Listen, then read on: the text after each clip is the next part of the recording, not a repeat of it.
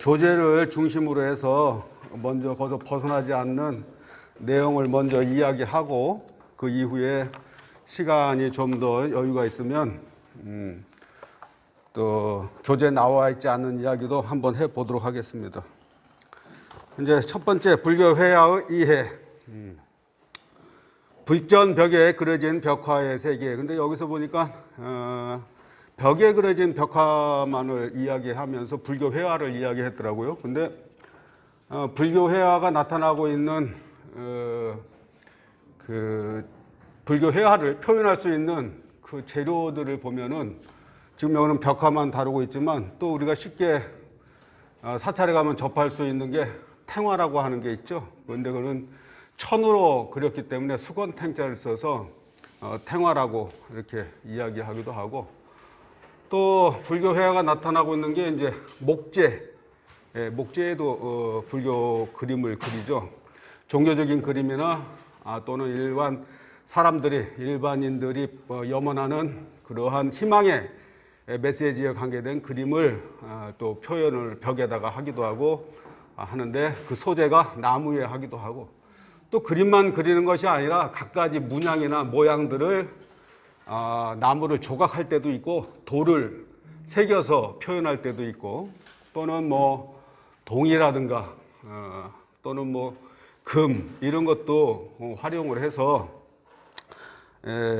불교 회화가 표현된 것들이 있죠.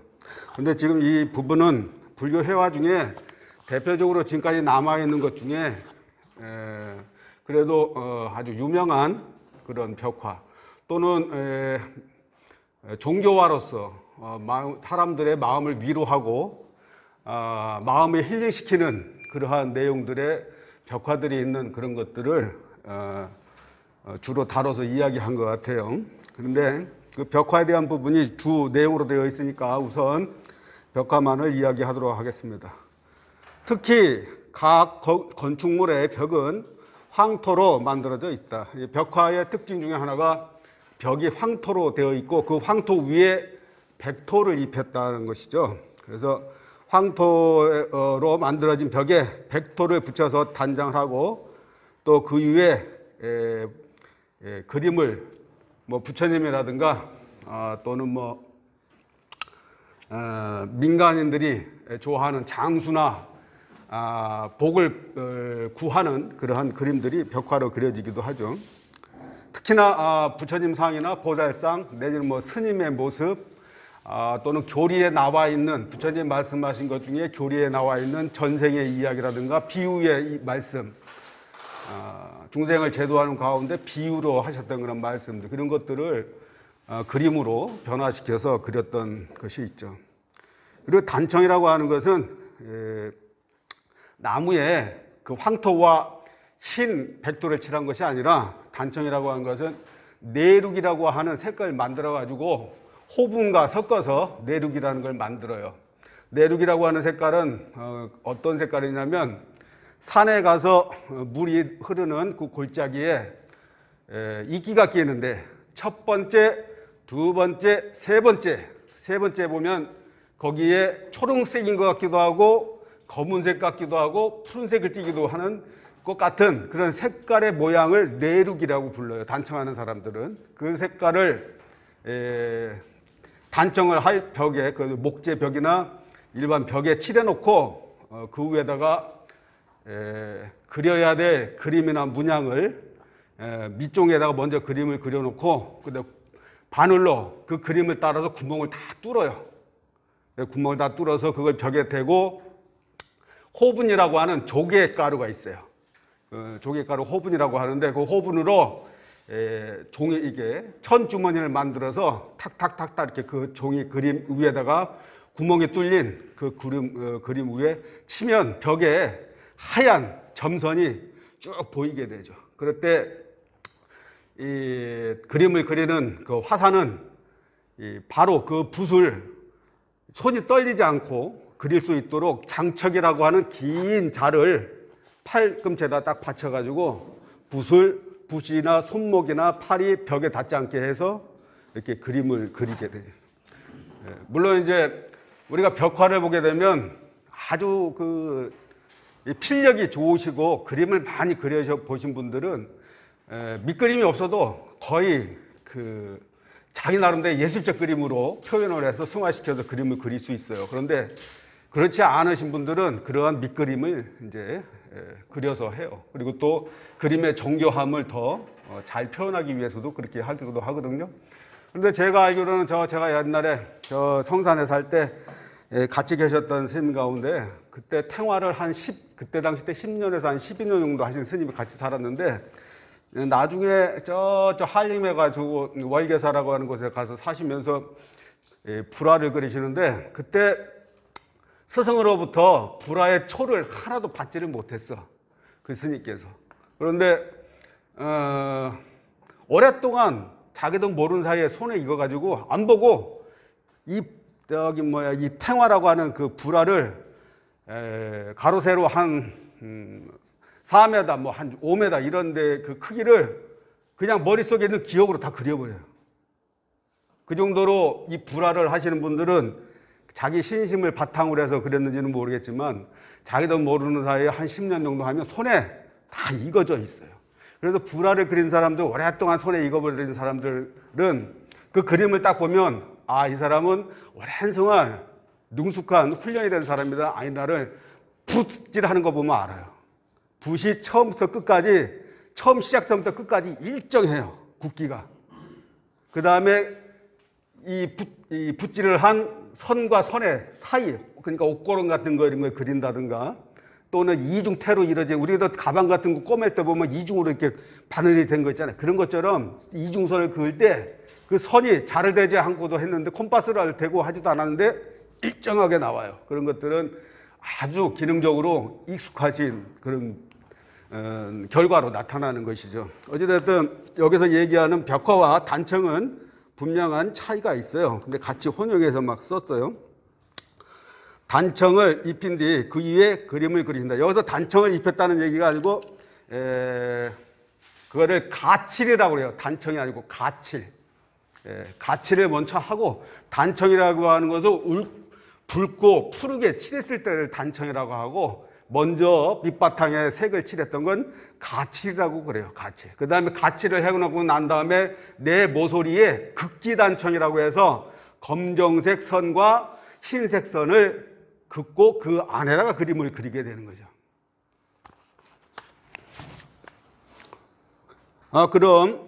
그런데 그 그림의 내용은 대체로 그 사찰의 창건에 얽힌 이야기로 그러니까 스님들, 그러니까 의상대사나 원효대사와 관련된 내용도 많고 그 이외에 그 사찰을 창간했던 분 또는 그 사찰에 같이 내려온 설화 만들어졌을 때의 그 어떻게 만들어졌는지 하는 그런 설화. 특히나 저는 이제 백양사 스님이다 보니까 백양사라고 이름이 붙게 된 연유가 있었어요. 그 이유는 백양과 관계가 있어.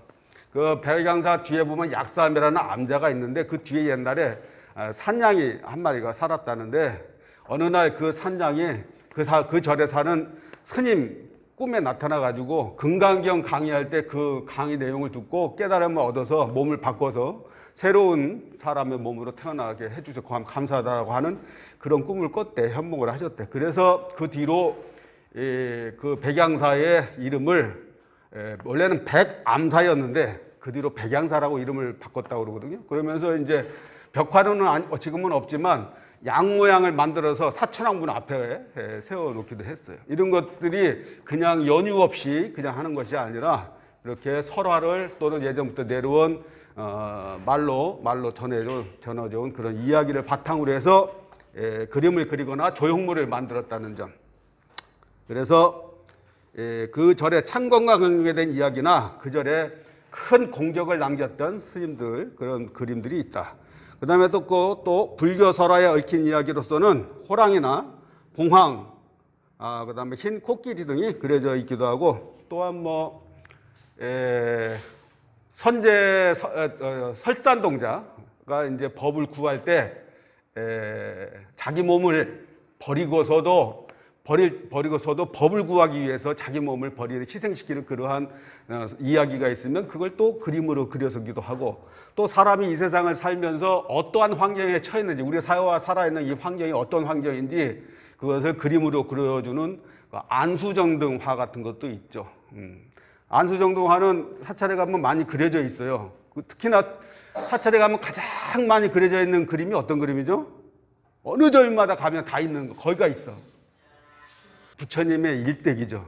근데 부처님의 일대기에 대한 내용으로 부처님이 탄생하셨을 때에 나타나는 갖가지 이적들, 그 다음에 부처님이 아기 부처님을 이 세상에 오실 때에 부처님을 옆에서 보호하고 안내를 해줬던 신들, 그 다음에 그때 상황을 묘사하는 그런 그림들이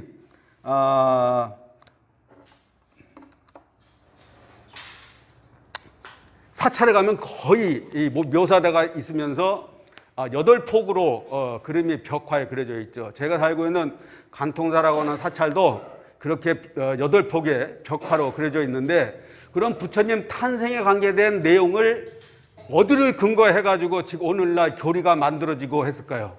무엇을 근거로 해서?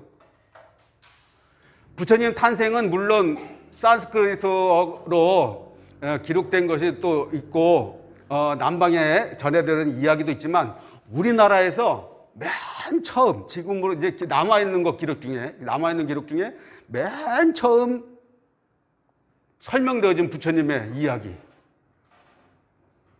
한글이 만들어지고 난 이후에 맨 처음에 썼던 게 석보상절이에요. 우리나라 한글이 처음 세종이 만들고 난 다음에 세조가 왕자 시절로 있을 때 석가모니 부처님에 대한 계보, 가족 계보와 일대기를 그 세조한테 쓰라고 그래요. 그래갖고 세조가 썼는데 그 내용이 석보상절이에요. 그 다음에 또 만들었던 게 뭐죠? 월인청강지고. 월인청강이라고 하는 것은 청강에 뜬 달이라는 뜻으로서 부처님이 이 세상에 나와서 청강에 있는 수많은 중생의 세계에 저 하늘에서 한번 그 광명으로 비추면 일체 모든 청강의 달의 모든 중생들이 환하게 그 빛의 그 광명을 받아서 어둠이 사라지고 밝은 세계가 이루어지는 모습을 표현한 거거든요.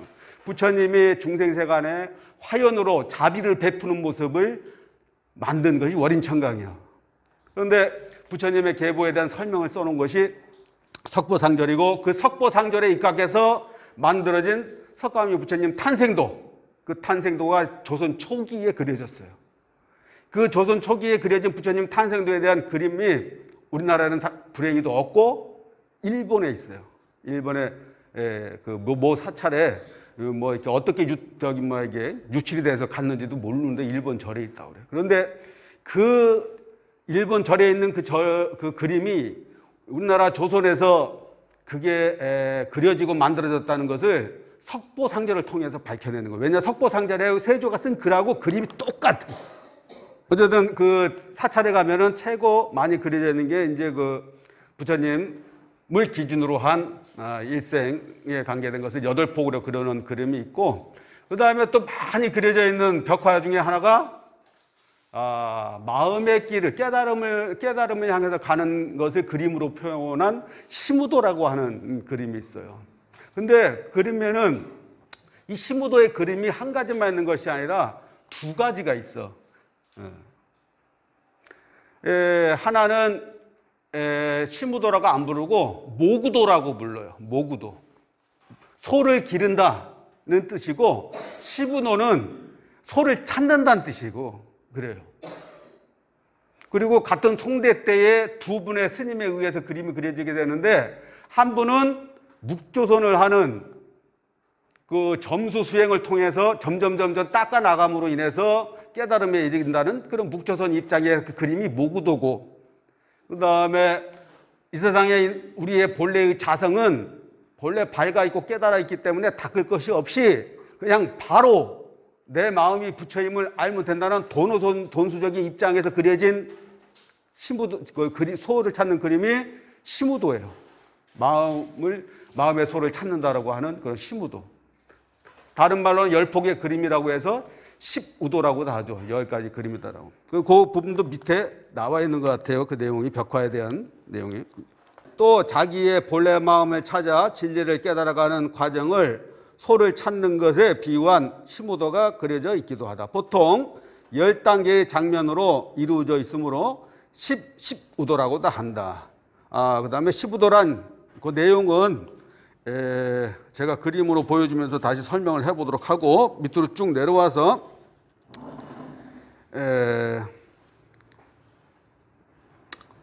맨 밑에 줄 보도록 하겠습니다. 15도는 제가 좀 이따 설명을 드리도록 할 테니까 맨 밑에 줄에 보면 15도 이외에도 부처님의 일대기를 그린 팔상도와 부처님과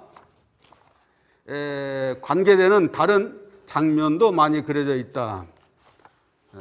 그 다음에 뭐 절에 가면은 뭐 벽화에 그 원숭이 그림을 그린 그런 벽화도 있고, 사슴을 그린 그런 벽화도 있는데 그 부처님의 전생 이야기예요. 전생에 수행을 하고 성불을 하기 위해서 닦았던, 자기를 베풀고 나눔에 그 세상에 우리는 홀로 살 수 없고 공동체 삶을 살 수밖에 없는 이러한 삶의 구조를 인연 연관 속에 살고, 인연 연기 속에 살고 있는 생명체들을 그대로, 생명체의 모습을 그대로 실천했었던 그 부처님의 과거 수행 생활의 모습을 그려놓은 게 원숭이 그림이라든가 사슴 그림이라든가 그런 게 거기에 들어가 있는 거죠. 이솝우화에 나오는 그 수많은 그 동화 같은 이야기도 부처님의 전생 이야기와 매치되는 게 엄청 많습니다. 그리고 그것들이 벽화로 그려지게 된 경우도 많고, 또 하나는 그 우리나라에 불교가 들어오기 전에 우리나라 전통신앙이라고 얘기할 수 있는 신앙이 있었죠. 가령 그 나무 밑에나 바위 밑에 물 떠놓고 우리 아들 장흥급제 해달라고 기도했던, 그게 칠성신앙이에요. 그래서 절에 가면은 뭐가 있어요? 칠성탱화 그림이 있고, 칠성을 모시고 또 치성광 열애부를 모셨어요. 왜냐하면은 그 당시 때에 우리나라 사람들은 치성광 열애에게 무엇을 빌었냐면, 오래 사람들이 일찍 죽지 않고 수명이 오래오래 길게 살았으면 하는 그런 마음의 기원을 치성님에게 빌었었고, 또한 아들 낳기를 바랐고, 또한 관직에 오르기를 바랐으며, 또 돈이 많이 생기기를 바라기도 했고, 재앙이 없기를 바라는 그런 마음들이 있었어. 그리고 그 칠성탱화에 보면은 그러한 모습들을 칠성님이 갖고 계신 손에 들고 있는 그런 물건, 손에 잡고 있는 그런 물건으로 표현을 했는데, 그 표현이 일반 민화로 나타날 때 어떻게 나타나요? 일반 민화로 나타날 때 학으로 그리기도 하고, 거북이를 그리기도 하고, 영지버섯을 그리기도 하고 그런다 이 말이지.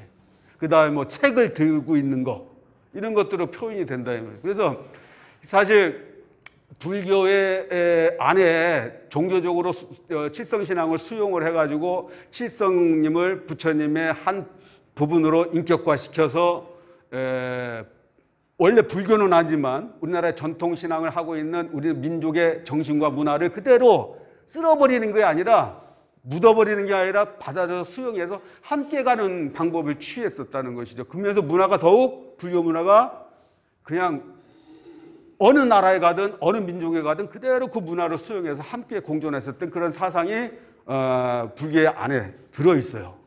그래서 불교는 어떠한 문화나 어떠한 민족이나 어떠한 사상이라도 배척하는 것이 아니라 그것을 전부 융화하고 화합해서 새롭게 태어나게 탄생되게끔 만드는 그러한 엄청난 힘이 그 문화 속에 들어있다 이 말이죠. 서양의 종교하고 좀 다르죠. 서양의 종교는 어때요? 가면 싸그리 엎어서 새 땅을 만들어서 그 위에다가 새로운 문화를 만들려고 하죠. 요즘에는 땅 따먹기 전쟁 안 해요. 요즘에 또 전쟁을 하기 있긴 한데, 그리고 경제 전쟁도 한 나라만 대상으로 할 수가 없어. 일본에서 한국 경제 제재하다가 한꺼번에 전 세계가 한꺼번에 힘들어지잖아요.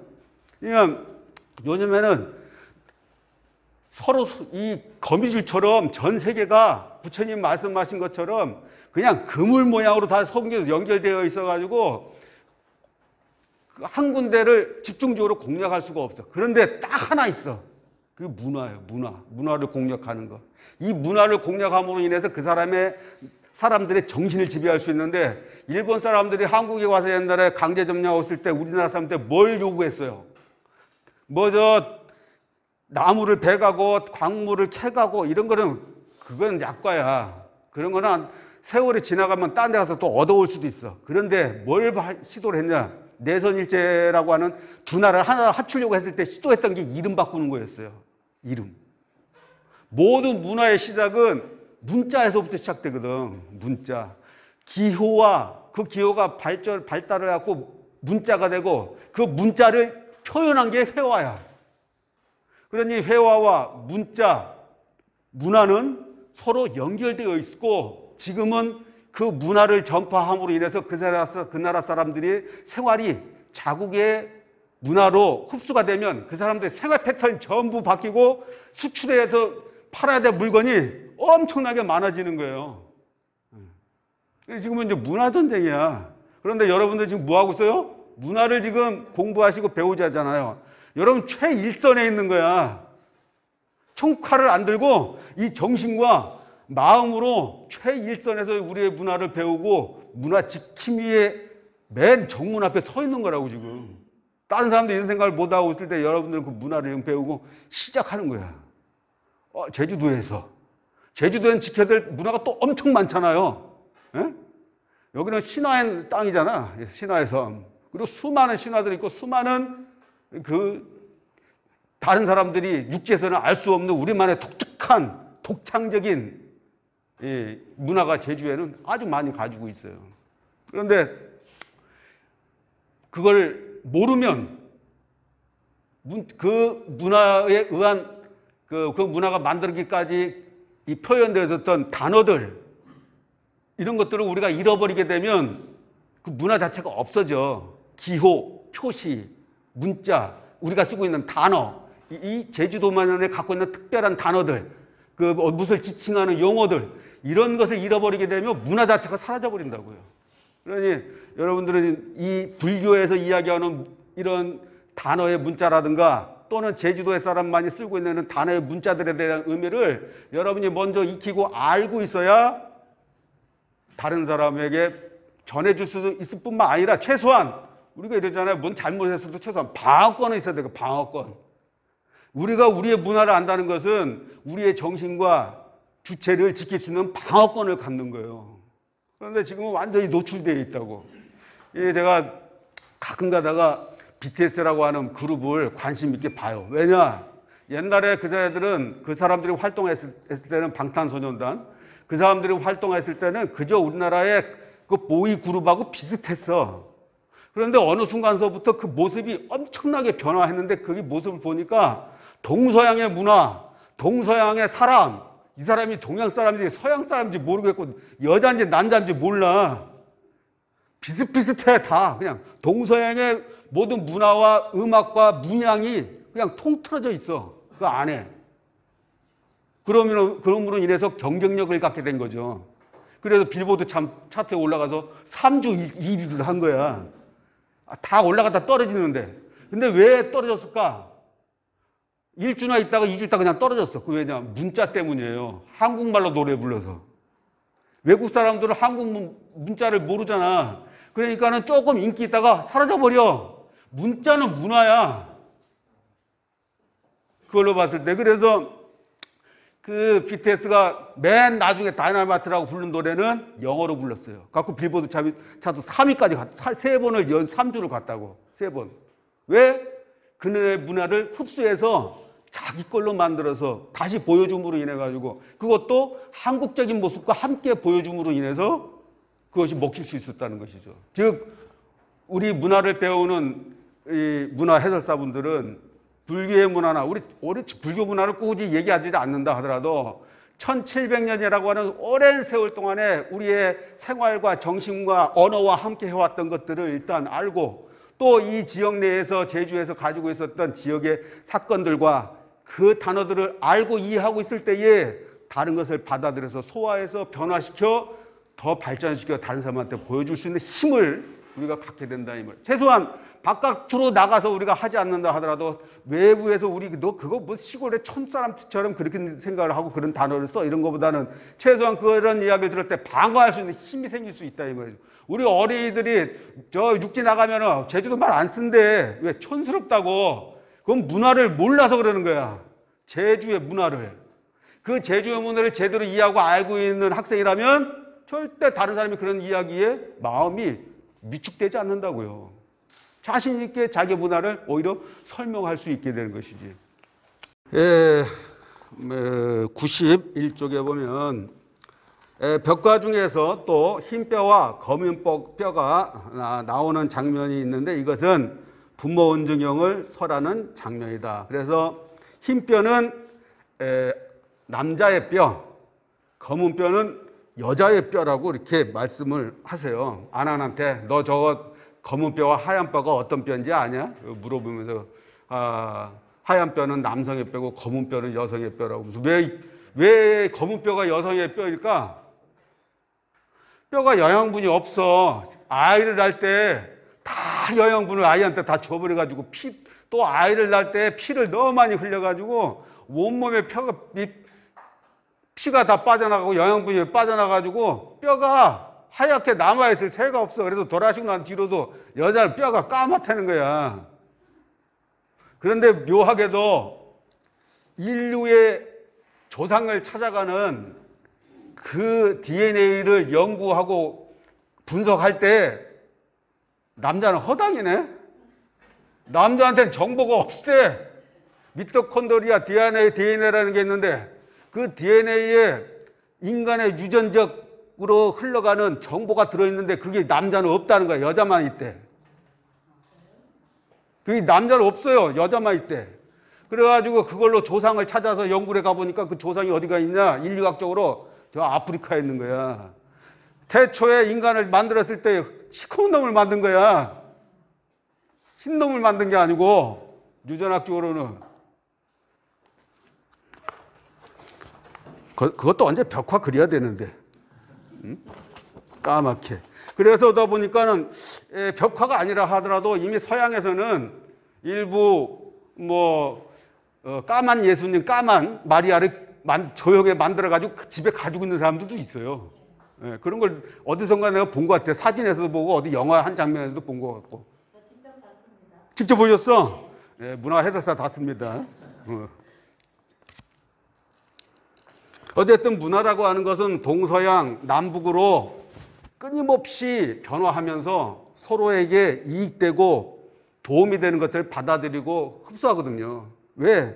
문자가 발생되기 시작된 것이 뭐 때문에 발달했냐? 먹는 것 때문에 문자가 발달했어요. 먹는 거. 먹는 걸 해결하려고.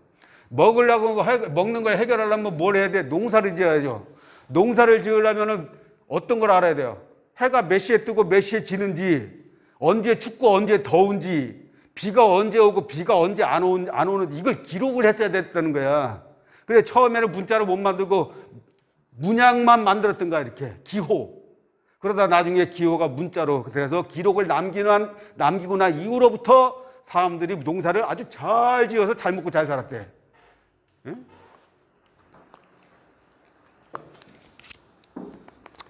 어찌됐든 우리가 살고 있는 이 세상은 이 소리와 시각적으로 그 다음에 생명과 먹을 것 이것을 잘 얻었고 유지하는 데에 문화가 그 이후에 그걸 해결하는 과정에서 이 문화가 만들어졌다는 것이죠. 그래서 동서양적으로 서로 이익되고 즐거움이 되고 교환해가지고 도움이 되는 것이라면 조금씩 문화가 발전해 가게 됐던 것이죠.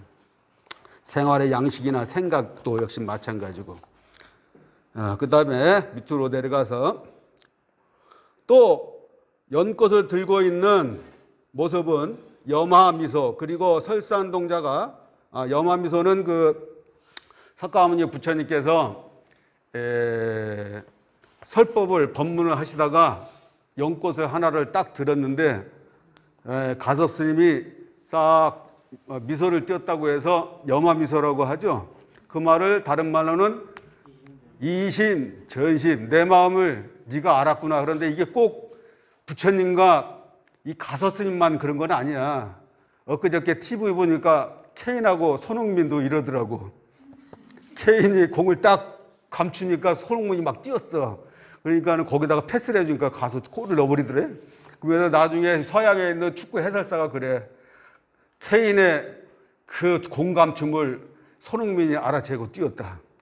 두 사람의 호흡은 마치 텔레파시가 통한 것 같다. 이렇게 설명을 했다니까, 해설을. 예. 그런데 거기에 조금 더 들어가서 다만 마음만 전해준 것이 아니라 그 마음이 사실은 하나도 붙잡을 것도 집착할 것도 얽매일 것도 없다라고 하는 것을 꽃으로 보여줬던 거예요. 꽃에 속지 말라고. 예, 제가 우리 신도님한테서 가끔 물어보는데 여러분한테도 한번 물어보겠어요. 혹시 여기 동쪽이 어디죠? 동쪽. 예, 그래. 동쪽이 저쪽이야. 그래서 그쪽에 보니까 성산 일출봉이 있어. 그래서 일출봉의 동쪽을 찾으러 갔어. 근데 동쪽에 가진 일출봉을 갔더니 동쪽이 아니고 중앙이네. 거기서 다시 동쪽이 보이니까 동서남북이 다 보여. 거기 갔더니 그래 딱 보니까 거기 동쪽이 또 어딘지 찾아보니까 봤더니 일본이야. 그 일본을 갔어. 거기 갔더니 선자리가 또 중앙이네. 동쪽을 계속 찾아가면 찾아가서 동쪽을 찾아져요? 안 찾아지죠? 근데 우린 그러잖아. 야, 차 타고 동쪽으로 가. 그럼 진짜 동쪽으로 가더라고. 그것을 개념이라고 그래요. 개념. 실제하지 않지만 우리 실제하는 것처럼 느끼고 사는 개념.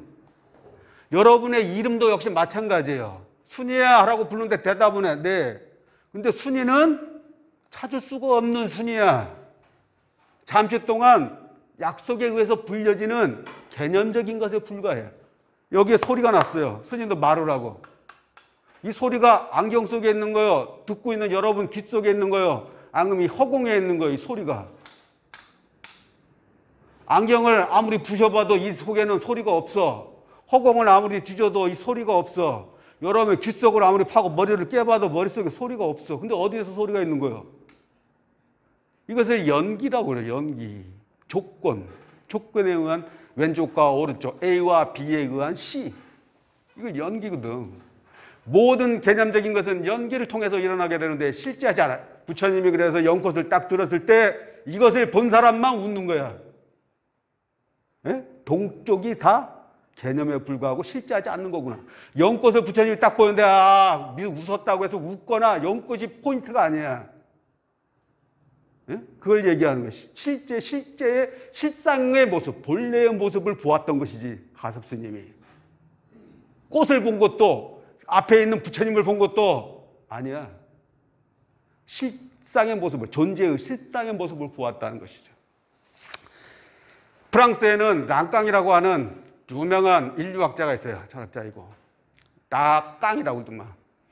근데 그 사람은 프로이드를 연구했던 사람이에요. 프로이드는 꿈에 대한 연구를 많이 했었잖아요. 그런데 이 랑깡이라는 사람은 프로이드가 얘기한 것과 다른 아주 독특한 이론을 새로 만들어내는데 불교에서 얘기하는 내용과 아주 비슷해요. 혹시 여러분 이런 얘기를 들어봤는지 몰라. 의타기성, 변계소집성, 원성실성 들어보셨어요? 의타기성이라는 것은 눈으로 보고 귀로 듣는 것이 바깥 것을, 타의 것을 보고 의지해서 아는 것.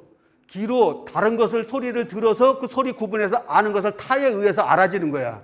그런데 타에 의해서 알아진 것이 나중에는 어떻게 돼? 자기가 응용하는 능력이 생겨. 그걸 변계소집성이라고 그래. 사람의 성품이 그런 성품이 있다는 거야. 그런데 그것을 락강은 뭐라고 했냐?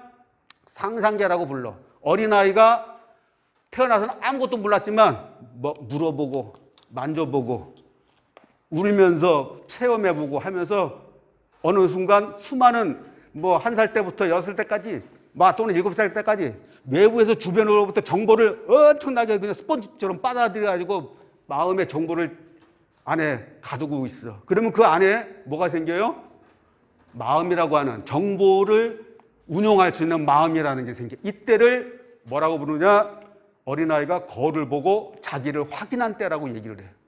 거울을 딱 보면 아직 세상 경험도 다 하지 않았고 감정도 그렇게 풍부하고 세밀하게 알지 못하고 몸 움직임도 불편한데 그 아이는 거울에 나타나는 그 모습을 보고 어떻게 하냐? 와, 나는 최고 완벽한 존재구나. 이렇게 생각을 해.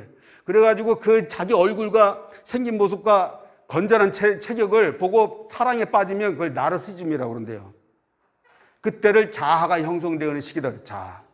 그것을 상상계라고 이 랑카이라는 사람은 불렀어요. 그런데 정말 재밌는 게 맨 마지막이야. 맨 마지막 제목 말이 실제계라고 표현을 해. 실제계. 이 실제라고 하는 것은 불교에서는 실상이라고 부르거든. 실상. 조금 전에 얘기한 것처럼 부처님이 연꽃을 딱 들었을 때에 가서스님이 미소를 지었던 것은 이 연꽃의 모습이 아니라 실상의 모습을 보았기 때문에 본질의 모습을. 그런데 락강이라는 사람이 뭐라고 그러냐? 도는, 이건 장자가 한 말인데 락강이 써먹어. 도는 도라고 이야기할 때 도가 아니다. 이런 말을 해. 실상은 그런 것이다. 실제 확인되지 않는 것이다 라고 얘기를 하거든. 이것이 부처님의 교리의 말씀을 이해하지 못한 사람은 절대 이야기할 수 없거나 그 사람이 부처님의 자리에 같이 앉은 사람이야. 에? 그래서 부처님도 가서스님에게 또 한 번 어떤 그림이 있냐 벽화에 보면 설법을 하시다가 멀리서 대중들하고 설법하는데 멀리서 가서스님이 오셔. 그러니까 일로 와라 그래가지고 의자를 반을 딱 쪼개서 여기 앉으시오. 그리고 가서스님을 앉혀. 그걸 다자탑접 반분자라고 그래. 분반자라고도 하거든. 다자탑점 분반자. 그 다음에 조금 전에 얘기했었던 염화미소. 그 다음에 또 하나 큰 사건이 있죠. 곽시상부. 곽시상부도 그림의 벽화에 나오죠. 예.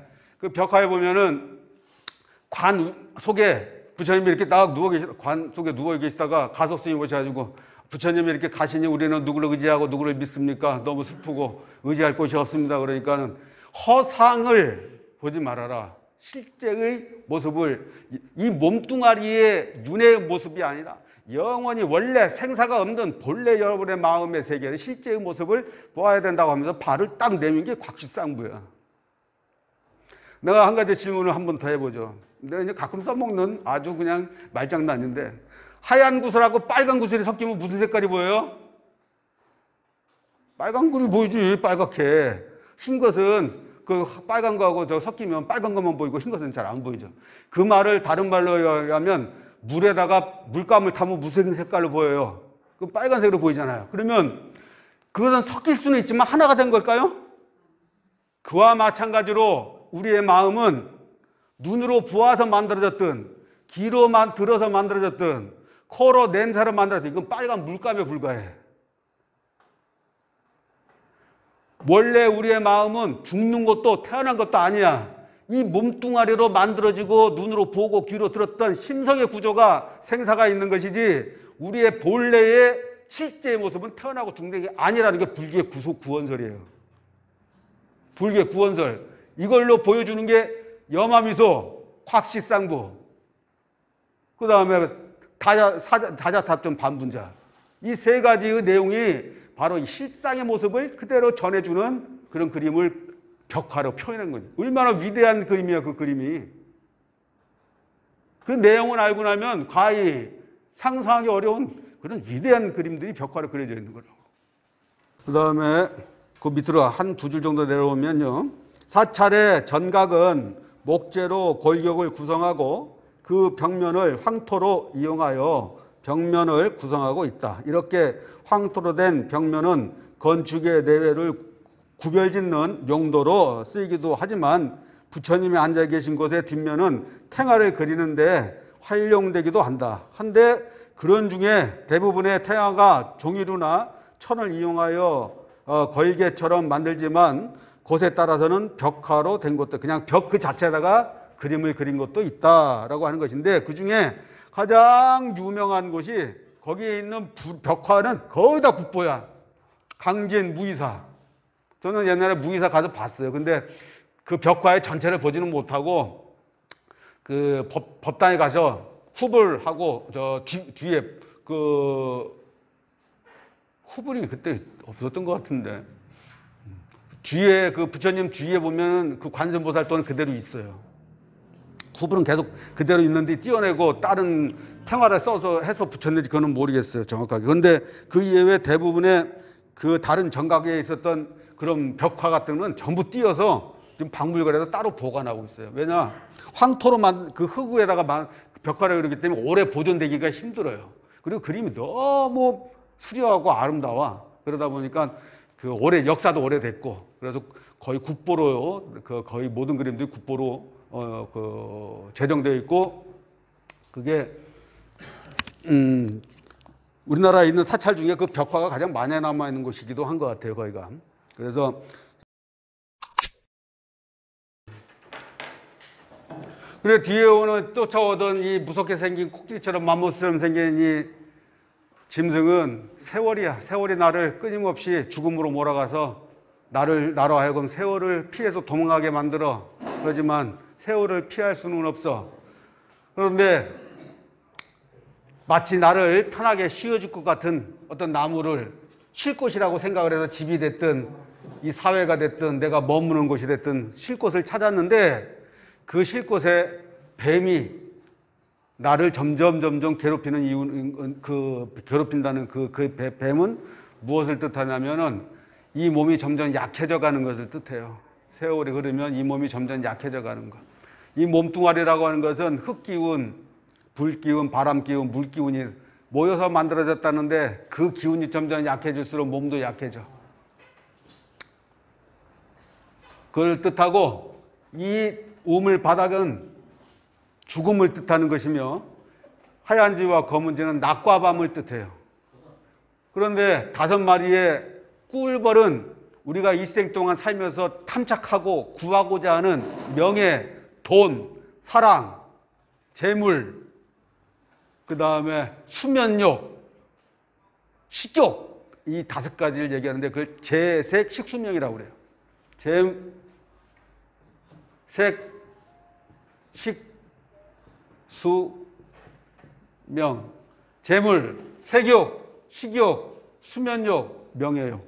이 5가지가 한 가지라도 충족이 되면 그 재미에 내가 지금 좀 있으면 죽을지, 몸이 점점 약해져 가고 있는지, 하루하루가 세월이 흘러서 공부할 길이 점점 줄어들고 있는지 다 잊어버려.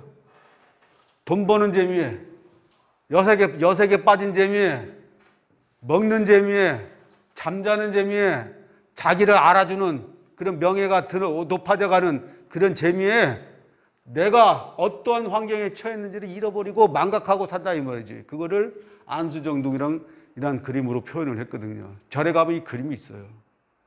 아주 유명한 그림. 그 다음에 또 유명한 그림 중에 하나가 부처님이 교단이 만들어졌을 때의 그림. 부처님 탄생되었을 때의 불교 그 벽화 그림이 있는가 하면, 교단이 만들어졌을 때 불교 벽화 그림이 있어. 그 중에서 부처님의 제자가 가장 많이 늘어났을 때가 언제냐? 마야가섭, 나제가섭, 우루빈나가섭이라는 가사파 삼형제가 부처님의 제자가 됐을 때가 제자가 가장 많이 늘어났어. 한꺼번에 1000명이 늘어나 버렸거든. 그런데 사찰에 가면 그 벽화 중에 동굴에서 이렇게 바리대에다가 스님들이 공양하는 밥그릇에다가 이 안에 용같이 생긴 걸, 또는 뱀같이 생긴, 실내뱀같이 생긴 걸 이렇게 들고 부처님이 동굴 바깥으로 나오는 모습이 있어. 또는 그림이 어떤 그림이 있냐면, 이렇게 부처님이 앉아서 좌선하는데 몸에서 붉은색의 빛이 근데 그걸 화강산매라고 그래. 화강산매. 여러분이 절에 가면은 그 불상을 자세히 보세요. 불화 그려진 거. 부처님을 기준으로 해가지고 몸에 주변에, 그다음 이거 두광이고 여기 신광이죠. 근데 이 여기에 선이 3개가 있어 이렇게. 흰색. 그리고 여기 두 칸이 있는데 하나는 파란색, 하나는 붉은색을 칠했어요. 붉은색은 화강산매를 뜻하고 그 파란색은 수광산매를 뜻해요. 산매라고 하는 것은 독소산매 할 때 쓰는 그 산매하고 같은 말이야. 산매란 우리말로 바꾸면 쭉 유지된다 이런 뜻입니다. 그냥 우스갯소리로 돈 많이 벌고 싶은 사람은, 그러니까 도를 얻고 싶은 사람은 도에 대한 생각을 쭉 하면 되고, 책에 재미를 느끼고자 하는 사람은 책에 빠져서 쭉 유지되면 돼. 근데 돈을 많이 벌고 싶은 사람은 돈 생각만 쭉 하면 돈 벌려. 이거 산매라고 그래. 산매를 해야 모든 걸 이룰 수가 있어. 그냥 하루 12시간 가운데 돈 벌고 싶은 생각은 10분이고 11시간 50분은 다른 생각하고 있으면 돈 못 버는 거잖아요. 삼매를 이루어야 돼. 연불도 삼매, 화두도 삼매, 독소도 삼매. 삼매를 이뤄야 반드시 결과를 얻을 수 있어. 어찌됐든 그 화강삼매를 표현한 그림이 동굴 속에 환하게 불꽃이 나면서 부처님 앞에 이렇게 바르대가 있는데 그 바르대 안에 동룡이 쪼그라져 가지고 그 안에 이렇게 있어. 안 그러면 도굴문 바깥으로 그걸 들고 나오는데 바깥에서 카샤파 삼형제가 서서 부처님을 맞이하는 장면. 이것이 부처님이 카샤파 삼형제를 조복해서 부처님의 제자로 만든 그 장면의 그림이에요. 벽화. 그 다음에 또 유명한 그림이 하나 있지. 달마수. 우리가 정말 엄청 많이 알고 그린 그 달마. 뭐 수맥도 잡는다는데 얼마나 그 위대한 그림이겠어. 그러면 수맥도 없어지는데 나는 정확하게 모르겠어. 그게 수맥이 잡히는지 안 잡히는지. 어찌됐든 달마라고 하시는 분이 저 북이라고 하는 나라로 이렇게 갔을 때, 북이라고 하는 나라는 그 양나라 무제가 그 남조 쪽에 556구, 중국에 556구 시대가 있었는데 남쪽에 있었던 사람은 양나라고 그 북이는 북쪽에 있었어요. 그런데 그 북위로 가기 북위에 소림사가 있어. 그 북이라고 하는 나라에 숭산 소림사. 그 다음에 밑에 남쪽에 있는 양나라의 무제라는 사람이 처음에 그 지공스님을 모시고 있었는데 지공스님의 이야기를 듣고 달마 스님이 온다는 이야기에 친아들을 데리고 이렇게 가거든. 그래가지고 그 스님하고 달마 스님하고 양무제하고 대화하는 내용이 아주 유명하죠. 그래가지고 내가 절을 1000개를 짓고 탑을 1000개를 지었는데 공덕이 얼마나 됩니까? 하고 물으니까 달마 스님이 하나도 없다고 그랬거든. 근데 왜 하나도 없다고 그랬는데 물론 이유가 있겠지만 어찌됐든 양무제는 그 이야기를 해줬던 이유가 달마 스님에게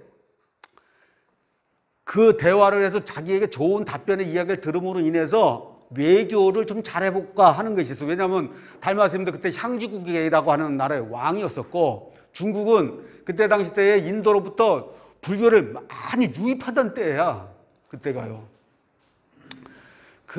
지금 우리가 보고 있는 대부분의 불경은 구마라집이라고 하는 스님이 쓴 책인데 한 300권 정도를 썼어요. 이 중국의 그 삼장법사가 인도로 넘어가서 불경을 손오공과 함께 접할게 하고 이렇게 사오정하고 갈 때 그것이 구마라집 스님이 중국에서 번역하고 난 이후 300년 뒤에 가요. 그러니까 구마라집 스님이 엄청 빨리 시작한 거죠. 물론 그 실크로드 중간에 쿠차라고 하는 나라의 왕자였었어. 그 구마라집 스님도. 그런데 나중에 중국으로 붙잡혀가지고 볼모로 잡혀서 번역을 하는 일을 하는데 여러분의 반야신경 보면 색즉시공 공즉시색 나오죠. 그것도 구마라집 스님이 그렇게 번역한 거예요. 색이고 공이고 공이고 색이다. 이것도 구마라집 스님이 번역한 거라고. 그 다음에 극락이라고 하는 단어. 이 단어도 구마라집 스님이 처음 쓴 거예요. 번역할 때. 어찌됐든 그 시대에는 이쪽 인도 지역하고 중국하고 교류가 활발하게 일어날 그때인데 자기의 사관, 기록을, 역사를 기록하는 사관을 데리고 일부러 갔어. 달마 스님을 만나가지고 그걸 이제 대화를 하려고. 내가 이렇게 불교를 숭상, 왜냐하면 북이라고 그 양나라, 양무제가 살았던 그 나라는 나라가 오래 유지되지 못해요. 근데 북이라는 나라는 더 오랫동안 유지가 되거든. 그런데 북이가 훨씬 컸어. 그런데 그래가지고 달마 스님을 자기 칭찬하는 이야기를 듣고 그 나라에 모셔서 그랬다고 했는지 모르겠지만 어쨌든 달마 스님과 대화를 했는데 달마 스님이 하나도 없다고 그러니까 그러면은 성스러운 게 뭐가 있겠습니까? 그러니까 이 세상에 성스러운 건 다 없다. 이 세상에 진짜로 성스러운 게 없어요. 나도 뭐 달마 스님 얘기를 들어서 그렇게 생각을 해. 왜냐? 무지가 있을 뿐이야. 신비한 것은 이 세상에 아무것도 없어. 신비한 건. 다만 우리가 인연으로 벌어지고 있는 수많은 변화무쌍한 그런 세상의 일들을 우리의 좁은 식견으로 이 지구촌 내지는 이 태양계 안에서 겨우 생각하고 말을 하니까 그 무궁무진한 변화의 세계를 다 이해하지 못한 무지에서 온 것이지 성스러운 것은 없다고 그래. 그러니까 양무제가 물어보지. 당신은 그럼 누구십니까? 이거 달마 스님. 나를 모르겠다 이렇게 얘기를 했어. 에이 별거 없는 스님이네. 그리고 그냥 절로 궁으로 가버렸어. 친아들 때리고. 그때 달마 스님이 북위로 건너가 강을 타고 그때 그림이 갈대를 타고 가는 그림이야. 그 벽화의 그 그림이나 달마도 그릴 때 무슨 나뭇가지 같은 걸 타고 이렇게 걸어가는 그런 그림이 있어요. 김홍도도 그 그림을 그렸고 김우로라고 하는 화가도 그 그림을 그렸어요. 그 갈대잎을 타고 강을 건너가는. 그래갖고 그때 소림사로 가가지고 9년 동안 면벽을 하죠. 그래가지고 9년 동안 면벽하는 벽화가 이렇게 자선하고 동굴 위에 안에 이렇게 들어가 있는 그 벽화의 그림이, 그리고 스님들이 가장 많이 그리는, 또는 불화를 달마도를 그린 사람이 가장 많이 상체만 그려가지고 이렇게 표현하는 그 그림이 그 9년 동안 면벽한 그 그림이에요. 그 다음에 그려지는 그 달마 스님의 그림이 뭐가 있냐면, 달마 스님은 인도 스님이었는데 중국에 가가지고 첫 번째 제자 누구 받아요? 해가라고 하는 스님을 받게 되죠. 해가라는 스님을 첫 번째 제자로 받아요. 그때 해가 스님이 가서 몇 번을 찾아가지고 이제 해가라고 하는 그 사람이 가서 제자가 되기를 청했는데 달마 스님이 안 믿어. 그때 심표를 가져와라 그러니까 팔을 뚝 잘라가지고 갖다 바치죠. 그 그림이 벽화에 있어. 보신 적 있죠? 예, 대부분이 보셨군요. 아니야? 어쨌든 그 벽화가 딱 있어. 그 다음에 나오는 그림이 뭐냐? 벽화 그 팔을 딱 받치고 난 다음에 그림이 뭐냐면, 이제 제자가 중국에서 길렀으니까 다시 인도로 돌아갈 거 아니야. 그때가 그림에 보면 어떻게 나면 달마 스님이 짝대기를 어깨에다 딱 메고 그 짝대기에 신발이 하나가 딱 걸렸어. 그 그림 많이 보죠? 그게 달마 스님이 자기 고향으로 돌아가는 그림이야. 예, 돌아가는 그림. 그리고 그때 이거를 지고 누구를 만나냐? 북위에 3년 전에 인도로 사신으로 갔었던 사람을 만나. 그 자리에서. 그러면서 달마 스님이 뭐라고 그러냐? 자네 북위의 왕한테 가면 내가 중국에 인연이 닿아서 이제 고향으로 돌아가니까 가면은 아마 임금이 밖에 있을 걸세. 가서 그 새 임금에게 내가 잘 중국에 쉬었다 간다고 전해주라고. 그래가지고 왕한테 가서 이 사신 가서 얘기를 해. 그 그림이 벽화에 그려져 있어요. 그래서 달마 스님과 그 인도에 사신으로 갔다가 온 사람, 그걸 청룡고개라고 그래요. 중국에서 그 인도로 넘어가는 고개를 청룡이라고 부른대요. 그래서 그 고개에서 만나갖고 대화하는 내용이 그림으로 있고, 그 다음에 그 이후로 어떤 사건이 벌어지냐면은 그 얘기를 듣고 달마 스님이 그 중국에 살다가 돌아가셨거든요. 그 북위라고 하는 그 북위의 사신이 인도로 가기 전에 3년 전에 죽었어. 왜 죽었냐면 독약을 먹고 돌아가셔요. 왜냐하면 달마 스님은 연부를 한다든가 또는 뭐 불경을 봐가지고 깨달음을 얻는 이런 걸 거부했던 사람이에요. 오로지 명상과 자기의 실상의 모습을 그대로 찾아 들어가서 이 헛된 것들을 다 떨쳐버리고 진리체를 바로 찾아 들어가야 된다라고 하는 그런 주장을 많이 폈어. 그러다 보니까 주변에 신도들과 함께 기도하면서 이렇게 생활했던 스님들의 분노를 얻어요. 그래서 이 사약은 아니지만 독약 같은 것을 계속 죽이려고 돌아가다가 독약 같은 걸 계속 풀어서 주는데 어느 날 내가 이제 인연이 다 됐구나. 그래서 그냥 먹고 그냥 이 몸뚱아리를 버려버리거든. 그런데 3년 뒤에 그런 상황이 벌어진 거예요. 그래갖고 북위의 왕한테 얘기했던 북위 왕이 그래 우리가 묻었는데 딱 무덤을 딱 파보니까 그 관 안에 석관이었다는데 그 석관 안에 집신 하나만 딱 들어진 그림이 있어. 이후에 양무제가 그 소식을 듣고는 거기다가 절을 지었고 비석을 세워요. 그 비석이 3개가 발견이 돼. 양무제의 비석이. 그 달마 스님의 그 일화에 대한 내용을 비석에다 다 글을 만들어 놨다고. 그리고 그 달마 스님이 이제 총령으로 넘어가는 그 장면, 그 그림을 끝으로 해서 이제 달마 스님에 대한 더 이야기는 나오지 않지만 부처님의 아까 말씀드렸던 과식상부, 관에서 발을 내보였던 모습, 그 다음에 꽃을 들어서 가섭스님에게 꽃을 들어서 이십마음을 전했던 것, 그 다음에 설법을 하시다가 가섭스님이 오시니까 반을 나눠서 함께 했었던 이 것과 달마 스님이 3년 전에 이미 돌아가셨는데 몸이 현신되어 가지고 쉽게 요즘 얘기를 하면 부활해서 다시 인도로 돌아가는 그 장면, 이것은 다 눈에 보이는 허망한 이런 그 인연관계의 모습이 아니라 실제의 우리의 본래 모습을 알아야 된다라고 하는 그런 내용으로서 모든 천도제나 절집 제사에 쓰는 연불에 꼭 들어가는 대목이에요. 그 대목이. 그래서 그 천도제나 49제 때 하면 그 영가를 막 초청해. 거 사바세계 남선부주 뭐 오늘 제자 누구가 아버님이나 어머님 누구를 위해서 오늘 49제를 지냅니다. 그리고 딱 해놓고 뒤에다가 부처님에 대한 이야기를 해. 부처님이 이런 강가에서 열반에 드시고 가섭 스님이 그 했을 때에 곽치상 뭐 두 발을 바깥으로 내보이셨고 달마 스님이 청룡고개를 넘어갈 때 집신한 짝을 넘어갈 때 이 두 대목이 꼭 연불할 때마다 나와. 왜? 이것은 돌아가신 영가에게 드리는 법문이야. 몸 이름이나 관념에 빠지지 말고 실제의 모습, 실상의 모습을 알아야 되지 육신에 얽매여 있다 보면 생사윤회를 면치 못한다. 원래 우리의 본래의 깨달음의 본성의 성품은 물과 빨간 물감처럼 서로 섞이는 것이 아니라 섞인 듯하게 보이는 것뿐이지만 본래 어떤 것도 물들지 않는 본래 성품을 가지고 있는 것이라고 하는 것을 영가에게 법문하는 내용이라고요. 그게 그 대목이 꼭 해. 그 연부를 5분만 쉬었다가 시무도에 대한 그림을 보고 설명하도록 하겠습니다. 시무도, 시부도, 여기서 열십자를 써서 시부도는 무엇을 그린 그림인가? 시무도, 소를 찾는 그림이라고도 한다. 이것은 견성에 이르는 과정을 10단계로 간명하게 묘사한 그림인데 이 견성이라는 것은 자기 성품을 본다는 뜻이에요. 자기 마음의 성품을 본다. 혹시 여러분의 마음, 여러분 자신이 누군지 우리 잘 모르잖아요.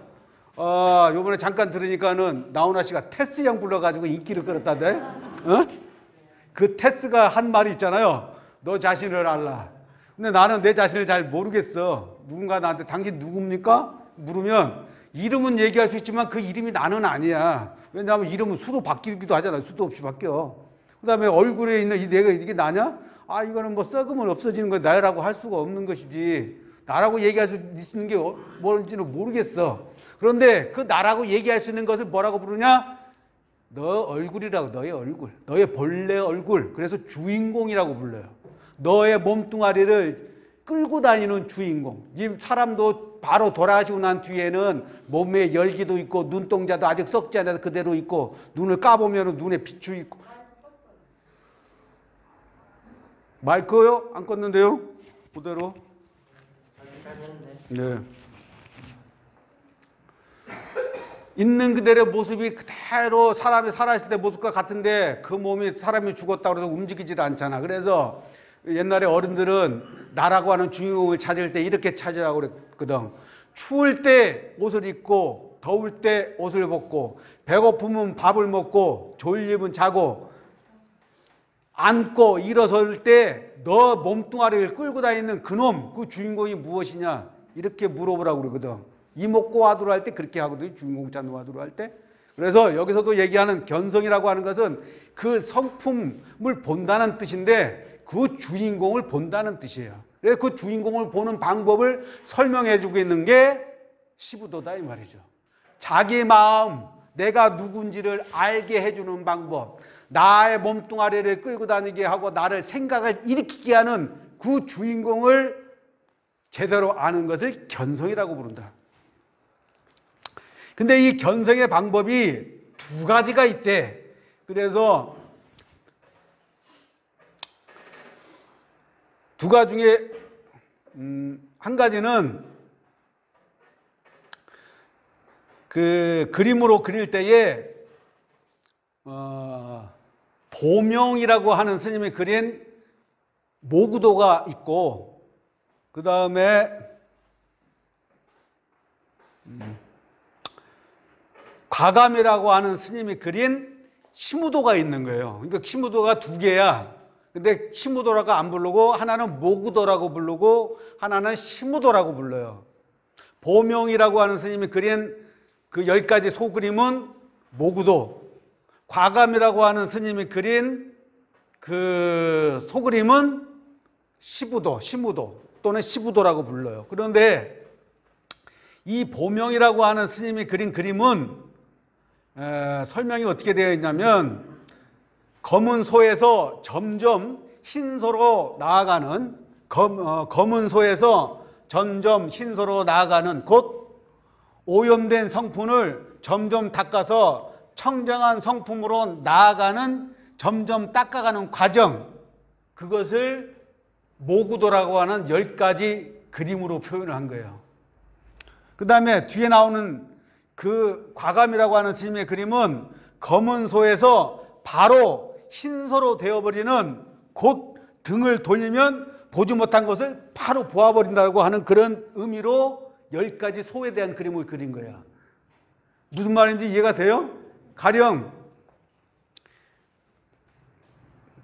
그 옛날에 신수 스님하고 해능 스님하고 그 금강경에 그 마음을 한 곳에 머물러 두지 말고 써라 하는 대목을 듣고 깨달았다고 하는 그 해능이라고 하는 스님과 그 신수 스님이 오조, 그러니까 달마 스님으로부터 5번째 제자가 된 오조 홍인 스님 문화에서 공부를 할 때에 그 너희들이 마음에 깨달은 바를 설명해 내라고 할 때 그 내용하고 비슷해 이게.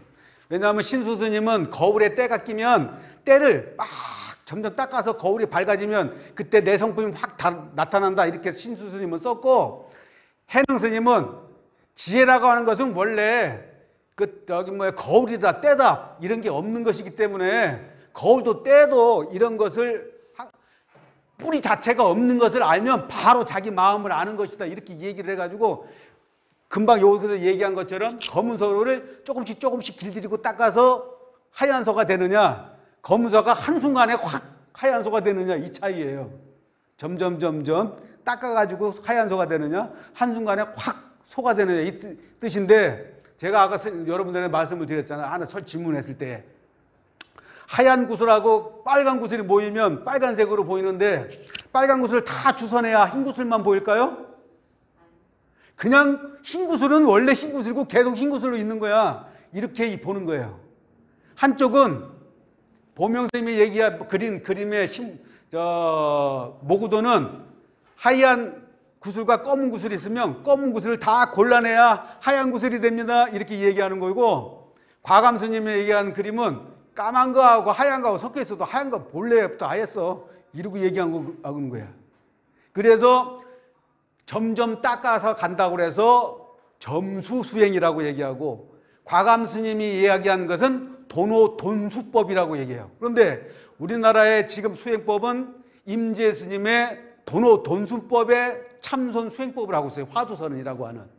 그래서 우리나라 벽화에 어떤 스님의 그림이 많이 그려져 있어요? 도노돈수법인 과감이라고 하는 스님의 시무도가 전국에 있는 사찰을 대부분 과감 스님의 그림이 그려져 있는 거예요. 그러면 그림의 내용이 어떤지 한번 보도록 하겠습니다.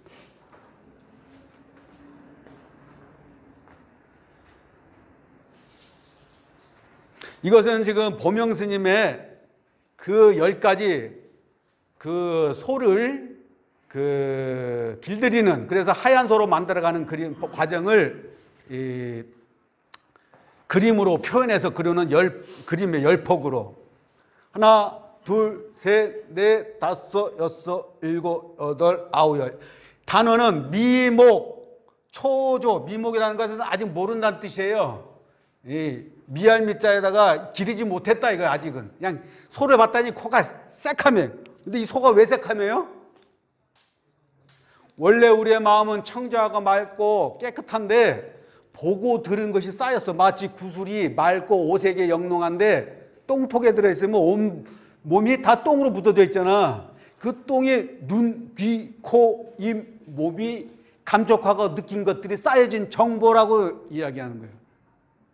그래서 마음은 주인인데 눈, 귀, 코, 입이 신하야.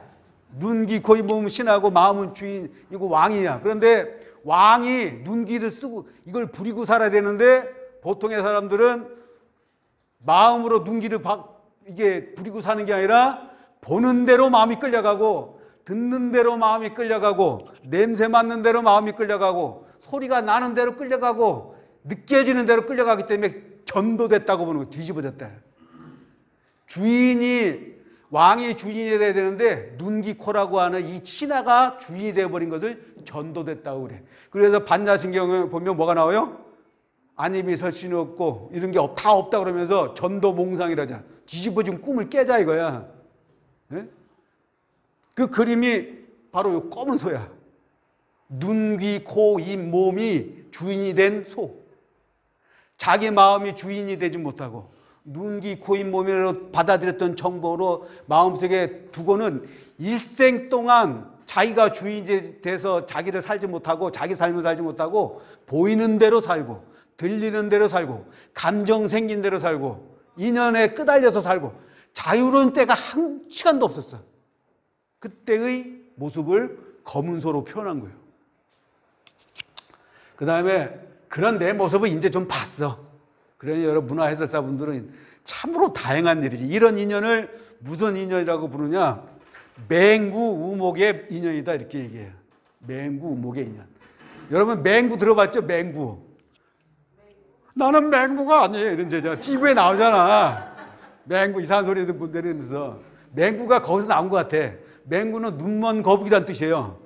못 보는 사람, 못 보는 존재. 근데 이 눈먼 거북이가 바닷속에서 뭐 1000년을 살다가 100년에 한 번씩, 1000년을 사는 게 아니라 그냥 바닷속 계속 살다가 100년에 한 번씩 바다 위로 올라와. 그때 바다 위에 이렇게 떠돌아다니는 나무 조각이 하나 있는데 그거를 만나가지고 턱을 딱 대고 잠깐 숨 쉬고 들어가는 인연.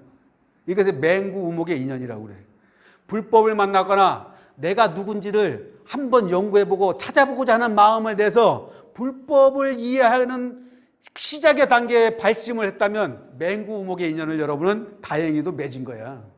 그래서 여러분 참으로 다양한 분들뿐만 아니라 처음에 이야기했던 것처럼 문화와 문자와 역사를 이해하고 최소한의 방어권을 가질 수 있는 그런 기회를 가진 분들이다 이 말이지. 굉장히 위대한 길을 나서는 거예요. 여러분들은 지금 이미 시작됐어.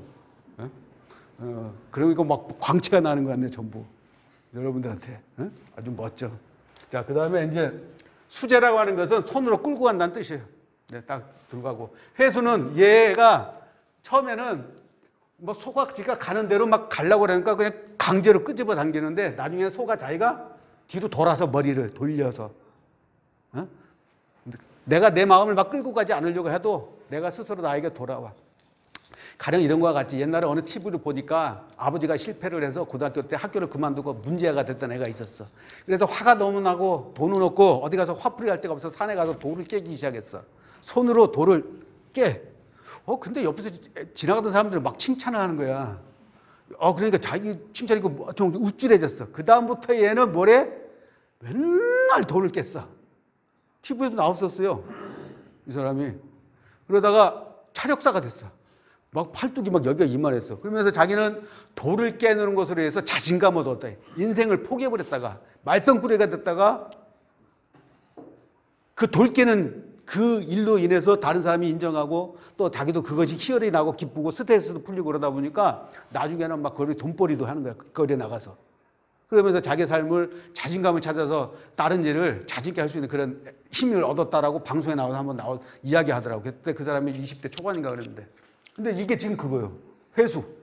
자기가 스스로 자기의 삶을 외부의 환경에 끌려가는 것이 아니라 스스로 마음을 돌려서 자기를 스스로 이끌어갈 수 있는 힘이 생길 때 이때의 시작이 회수라고 불러요.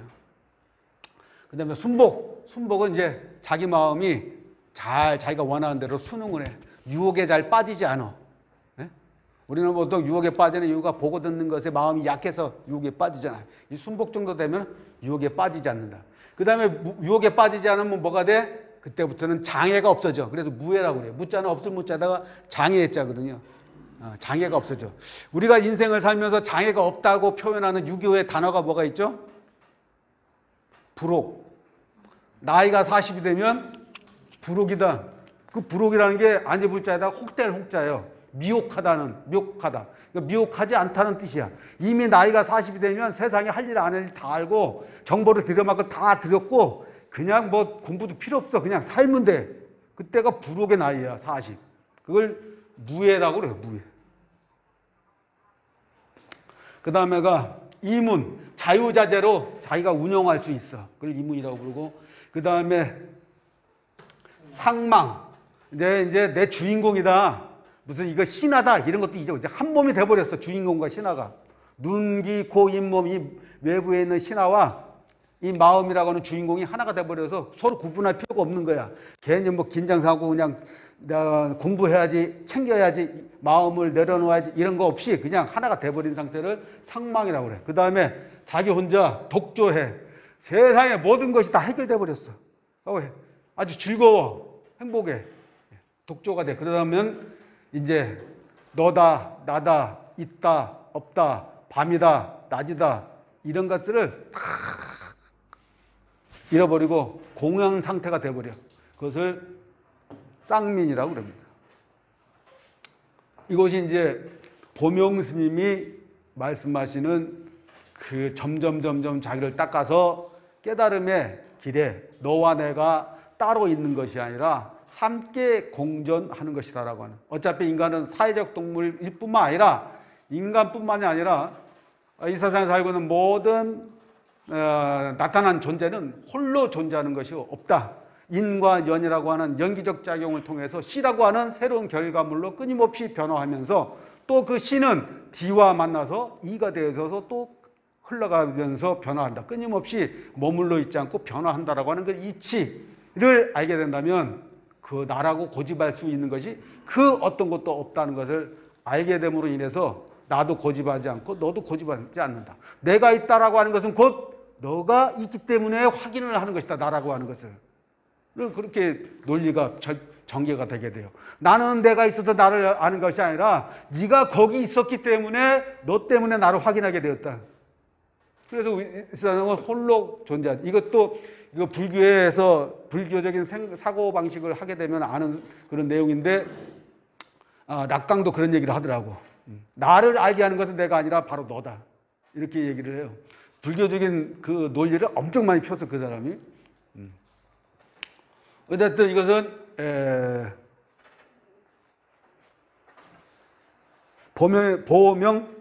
보명이라고 그랬죠. 보명. 보명 스님이 말한 모구도 10가지고 그 다음에 10가지 시부도가 있어요. 이 과감이라고 하는 분의 시부도. 이 부분은 그림을 구체적으로 보겠습니다. 지금 여기에 한 사람이 서 있는데 여기에 보이는 소나무, 조그만 잔가지의 나무, 물, 바위, 흙 이런 것들은 내 마음 주변에 존재하고는 수많은 번뇌와 갈등과 감정과 상념들을 표현한 거예요. 여기 표현되어 있는 그림들은. 원래는 여기에 아까 맨 마지막에 나온 둥그런 원, 쌍민이라고 하는 그런 그림이 존재해야 되는데 우리는 이 세상에 태어나서 세상을 살다 보니까 보고 들은 것이 너무 많아졌어. 여러분 그 반야신경 한 번씩 다 하시죠?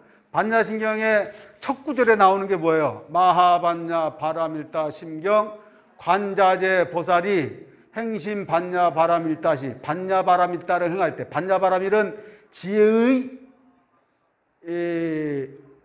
지혜로서 그 피안의 세계에 들어가는 것을 행복의 세계에 들어가는 것을 반야바람이라고 그러죠. 반야바람이를 행할 때 무엇을 통해서 반야바람이를 했냐? 조견 비춰봤다. 오온을 비춰봤는데 오온이 뭐냐면 색수상 행식이라고 하는 5가지 단계예요.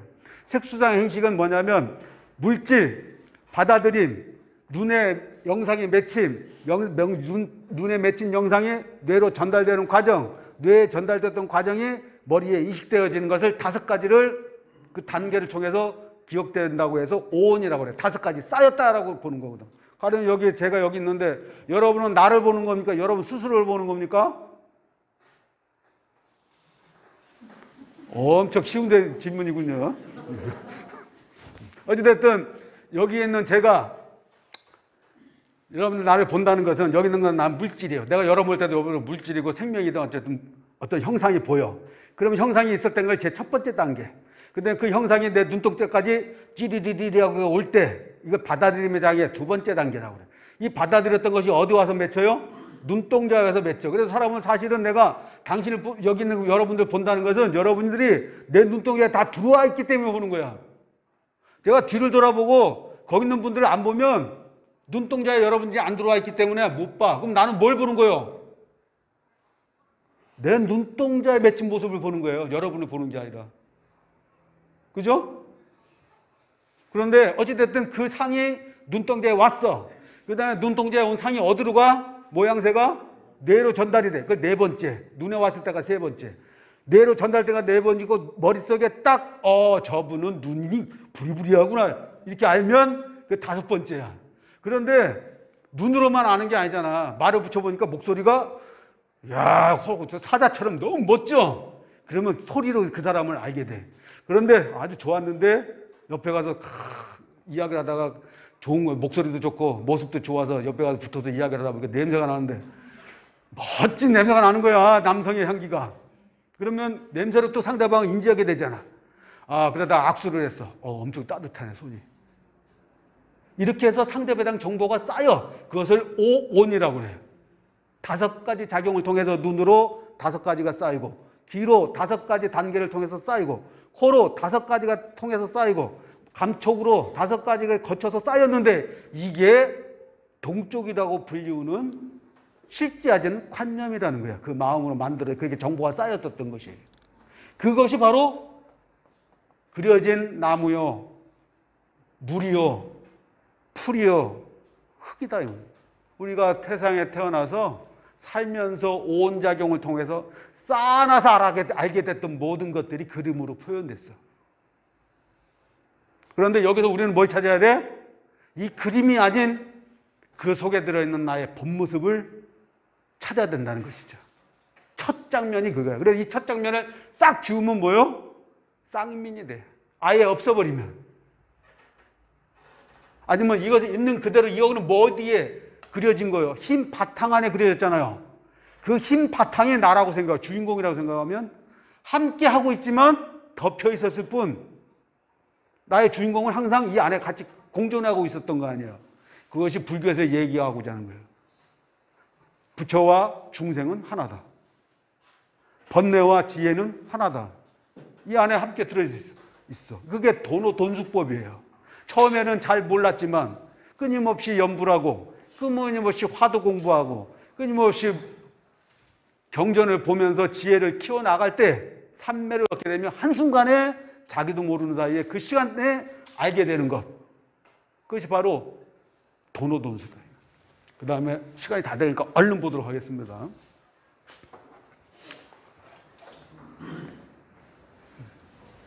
두 번째가 이제 자취. 자기의 마음의 주인공의 자취를 봤어. 근데 다른 데 있는 게 아니야. 이 수풀 속에, 이 번뇌 속에, 이 감정 속에, 이 오온 속에 같이 섞여 있어. 따로 떨어져 있지 않아. 그 다음에 세 번째가 이제 겨우 마음의 주인공을 봤는데 그 주인공이 저 안쪽에 이 번뇌 속에 함께 쌓여져 있어. 근데 이 번뇌 쌓여 쌓였던 이 소가 검은 줄 알았더니 원래는 검은 게 아니었어. 겉으로 쌓여져 있는 모습만 검은 듯한 것뿐이었지. 그 점이 앞전에 해석하고 좀 다른 거예요. 뒤에 되어 있는 설명이 이 그림에 대한 설명이 노란 깨꼬리 가지에서 지저귀고 햇빛 따스하고 바람 서늘한데 언덕엔 푸른 버들 더 이상 빠져나갈 것이 없나니 위풍당당한 쇠뿔은 긁기가 어려워라. 이런 내용들의 이야기들은 앞에 표현됐던 내용하고는 좀 달라요. 자세하게 설명을 해드려야 되는데 그림만 보도록 할게요. 시간이 다 돼서.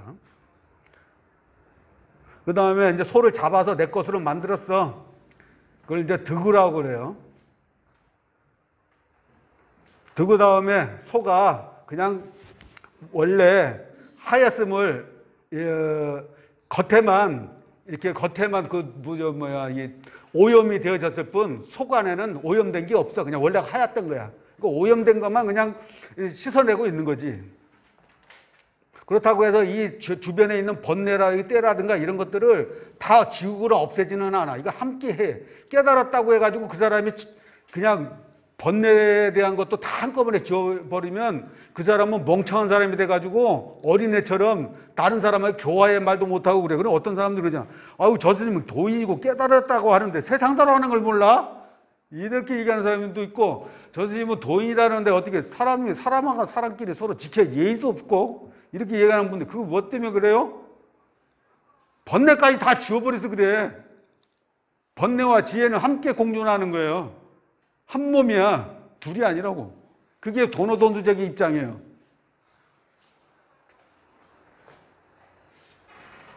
그 다음에가 여섯 번째가 소를 타고 이제 집으로 돌아가. 뭐 어디 나간 것도 없어. 그래서 나중에 소를 타고 집에를 갔더니 원래 소가 집을 나간 적이 없었대. 내 몸을 떠난 적이 없었다는 거야, 내 주인공이. 어디 가서 찾아올 게 없어. 항상 나랑 함께 있었어. 그래서 소도 있고 자기 혼자만 있어. 뭐 그냥 주인공이니 뭐 주변의 환경이니 이런 게 중요한 게 아니다. 지금 절대 현재의 내가 더 중요하다. 절대 현재에 돌아오게 되죠. 그럴 때 나타나는 게 뭐냐? 모구도하고 시무도하고 다른 점이야. 모구도는 10번째에 동그란 원이 나오는데 시무도는 8번째 나와요. 시무도는. 왜냐? 그 점점 닦아서 점수의 입장에서 이야기할 때는 맨 마지막에 너도 나도 다 공으로 이야기하는데 도노돈수적 입장에서는 번뇌와 보리가 함께하고 있기 때문에 너와 나를 다 잊었다 하더라도 그것을 세상에 나가서 다시 회양하고 인과 인연의 연기 안에 다시 녹아들고 젖어드는 그런 모습으로 마무리를 하거든요. 그래서 옛날에 그 황벽 스님이라고 하는 유명한 스님 밑에 어떤 여우가 사람의 몸으로 나타나서 노인으로 나타나가지고 얘기를 하죠. 자기는 옛날에 제자들이 물었을 때 도인은 깨달은 사람은 인과가 있습니까? 없습니까? 하고 물었을 때 깨달은 사람은 인과가 없다고 대답했대. 그래가지고 여우로 태어났대. 확실하게 깨닫지 못하고 머리로만 계산을 해서 인과가 뭔지 열반과 해탈이 뭔지 또는 번뇌와 보리가 하나인지 이런 걸 모르고 그냥 닦아서 다 없어지면 허공처럼 공이 되면 된다고 생각했기 때문에 그런 사람은 아무것도 남은 게 없다라고 얘기했다는 거야. 그래갖고 여우로 태어났대. 그래서 제가 지금 다시 한번 여쭙겠습니다. 스님, 인과가 깨달은 사람은 있습니까? 없습니까? 이렇게 얘기하니까 황벽 스님이 뭐라고 얘기하냐? 인과에 매하지 않다. 인과에 어둡지 않다. 깨달은 사람은. 인과가 있는 걸 그냥 받는 거야. 부처님도 깨닫고 난 이후에 허리가 아픈 적이 있었어. 그 안한 스님이 아니 부처님은 깨달으셨고 금강불기의 몸인데 어째서 몸이 아프십니까? 하고 물으니까 내가 전생에 지나가다가 개미 등을 밟았는데 그 과보로 애가 아픈 것 같다. 인과는 있어. 그럼 부처님도 못 피해가는 거예요. 그래서 인과에 어둡지 않다 이렇게 얘기해. 인과에 관계된 부분을 회양하는 장면이 9번째, 10번째 나오는 시무도야.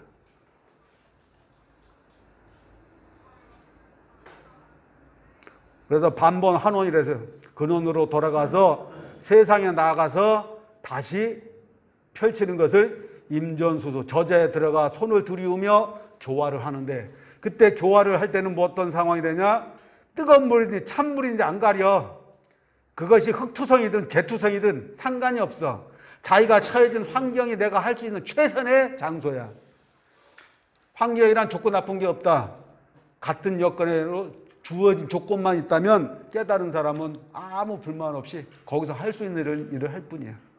이것이 시무도에서 맨 마지막으로 보여주고 있는 모습이라고 하는 걸 이야기하면서 오늘 수업 마치겠습니다.